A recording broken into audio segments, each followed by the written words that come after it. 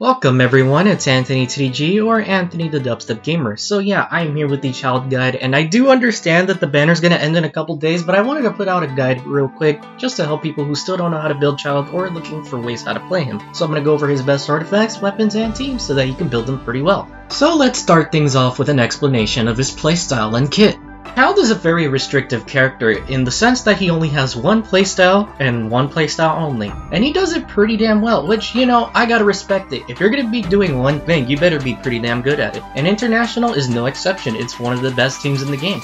To further elaborate on what I mean, Childe only has one good team, and that's a vape team that includes Xiangling, Sucrose, Urkaza, and Bennett. So yeah, he does not have a lot of team options, I gotta say. So if you're looking to build a lot of teams with him, he's not the character for you, but at least if you do have those characters, it is a very strong team. It can shred bosses in seconds. But with that out of the way, let's go over his actual abilities.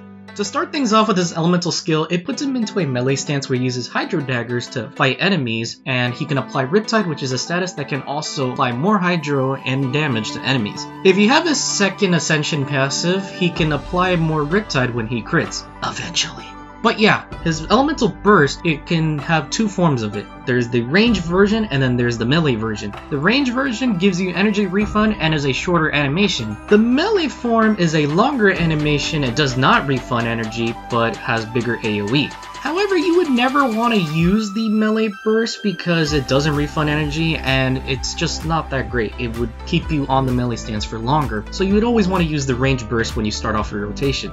Now, if you caught what I said earlier about the melee burst being bad because it keeps you in the melee stance longer, now the reason why being in the melee stance pretty long is bad is because the cooldowns get longer the longer you get in. The ideal time to be in the melee stance is 9 seconds. The reason why the ideal time to be in the melee stance is 9 seconds is because the elemental skill cooldown gets a lot longer than that and eventually reaches the infamous 40+ second cooldown. A good way to track the 9 seconds that you are in your melee stance, you could either count it in your head, or if you started off your rotation with the range burst, you can watch the cooldown of your range burst, and if it reaches 4 seconds and a half or so, that's when you want to switch to the range stance. Now I know all that explanation might have intimidated some of you, and I'm sorry about that, but I had to explain Childe Kit as simple as I can, but he is a very complicated character to play, but he's very rewarding, so he's for those people that like those complicated playstyles but are very fun. Now with kit and playstyle explanation out of the way, let's go over how to build them, starting with weapons. For Childe's best weapons, his best weapon is going to be the signature weapon, the Polish Star, as it does provide damage on all parts of his kit, his skill, burst, normal, and charge attacks, and it provides him with attack percent in stacks similar to his best artifact set, the Nymph's Dream.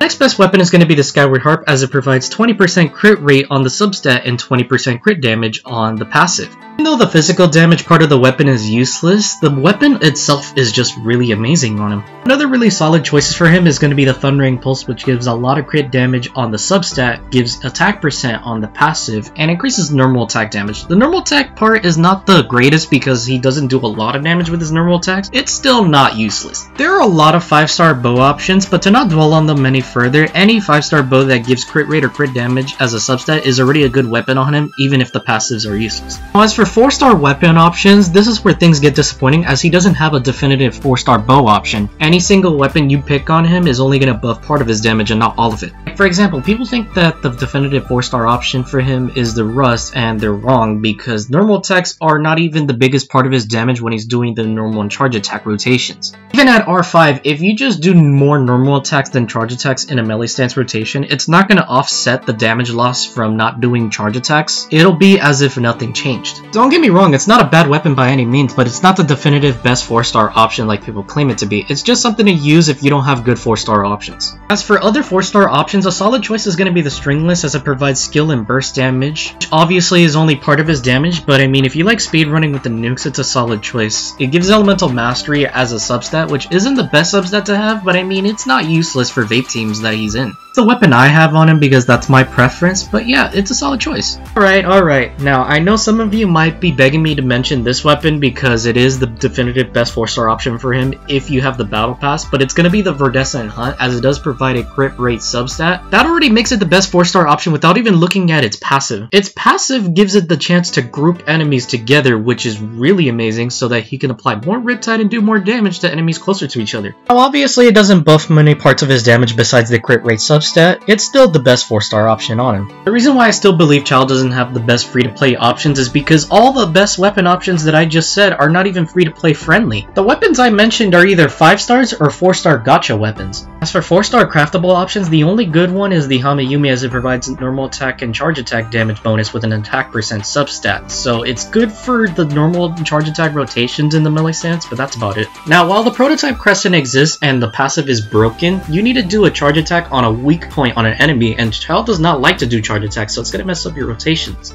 Now, with Childe's best weapons out of the way, let's go into his best artifact sets.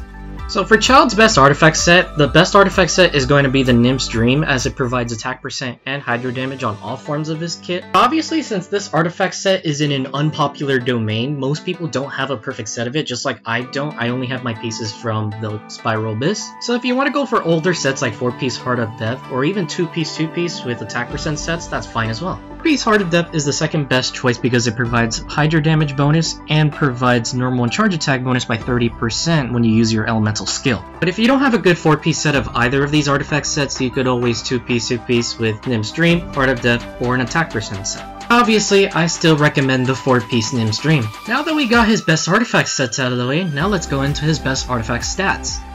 Now for Childe's best artifact stats, it's pretty straightforward. You want to go for an attack percent Sands, as that's what's going to provide the damage for him, a crit rate or crit damage circlet, depending on whatever you need to balance your 1-to-2 ratio, and a hydro damage bonus goblet. And for artifact substats to look for energy recharge, attack percent, crit rate, and crit damage. Yeah, all the artifact stats you want on him are pretty straightforward. I think this and his teams are the only straightforward thing about him, to be honest. Speaking of straightforward, this is the perfect transition into the next part of the video, which is Childe's best team. As previously stated, Childe only has one great team, and that's the international team that consists of Xiangling, Kaza, or Sucrose, and Bennett. I really did try my best to play him in all kinds of teams, but he doesn't feel great in any of them. The only one that he felt sorta decent in is Burgeon, but only for a few seconds, because the uptimes are not that great, they don't match each other. So there's gonna be quite a bit of downtime when it comes to that team. I tried Quick Bloom and it was meh. I tried Freeze and no, just don't try Freeze. Don't do this to yourself. Overall, just value your mental health and do not play Childe in a team that's not international. Got it? Got it.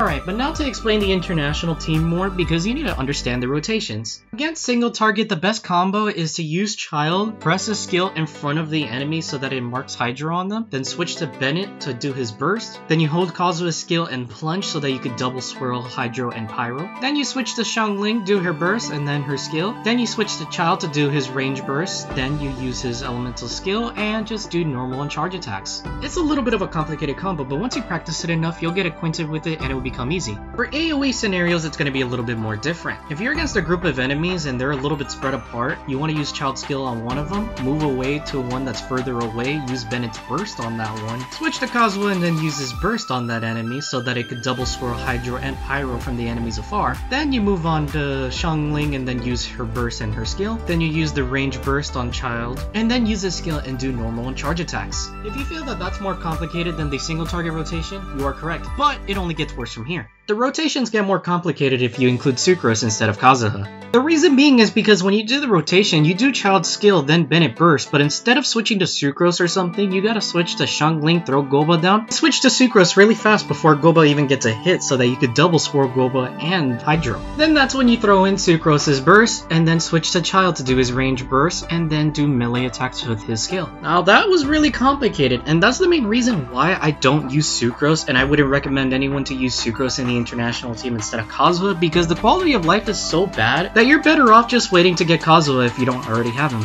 But that's gonna be all for this video. If you guys like this video, please leave a like and subscribe, as I very much so appreciate it. I'm trying to get monetized, so any closer I can get to that is amazing. But yeah, as always, take care and have with a showcase.